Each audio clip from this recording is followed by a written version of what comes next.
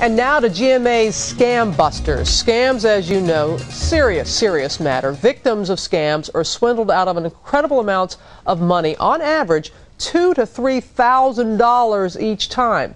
One of the biggest scams, phishing.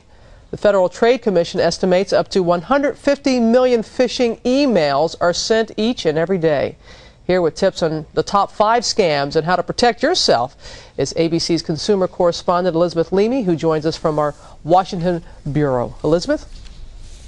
Robin, a lot of scams are recycled over and over again, but with sneaky new twists. So if you can learn to recognize a few classic cons, you can fight back against the crooks. Number 1, the phony job scam. This woman posted her resume online and got a job offer to ship computer parts. She doesn't want to reveal her name because of security concerns. The supposed employer sent her a check. She was supposed to cash it, wire the funds overseas, then wait for the parts. She did as she was told, but then her bank called. They said they had gone back to the bank that the check was drawn on and that the account was closed. You see, the phony job scam counts on people depositing a bogus check and forwarding their own money to the crooks before they realize.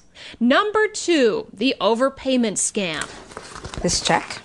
Julia Abrantes received this bank check for $3,800 from a guy who'd been romancing her over the internet. It was repayment for money she'd lent him, plus some extra. I was supposed to keep $1,000 and send $2,800 to him. Another phony check. Luckily, by then, Julia had read on the internet that her online beau was actually a scammer in Nigeria. Number 3, the lottery scam. The mail brings good news. You've just won a foreign lotto. The letter says all you have to do is pay the taxes on your prize and you're rich. There's even a cashier's check enclosed to cover those taxes. One telltale sign of it being a potential scam is that the phone number for the bank is listed. The banks will not put their phone numbers on checks. The reason the phone number is there is so the victims will contact the perpetrators of the scam to verify the information rather than the bank itself. All 3 of those scams involved phony checks, and the problem is most banks initially cash them, which gives the consumer a false sense of security. But later, the bank discovers it's a fake and comes after you for repayment because by law, you are responsible for checks you deposit in your account, Robin. All right, Elizabeth, that's 3 scams. Let's get to number 4, something called vishing with a V. That's right. Of course, phishing is where the bad guys send you an email that looks like it's from a bank or some other business and asks you for all sorts of personal financial information to steal your identity.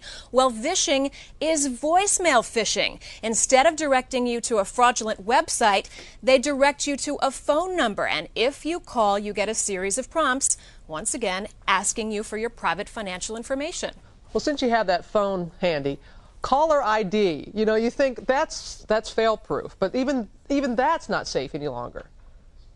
That's right. Some clever folks have come up with technology that can trick caller ID and make it seem like the call is coming from somewhere else. The technology itself is legal, but bad guys are now using it. For example, in one case, they made it seem like the call was coming from the local courthouse. They accused people of skipping jury duty and then demanded their social security numbers. Again, another identity theft scheme. What will they think of next? All right, Elizabeth, thank you. You're giving us something to look out for. Appreciate that.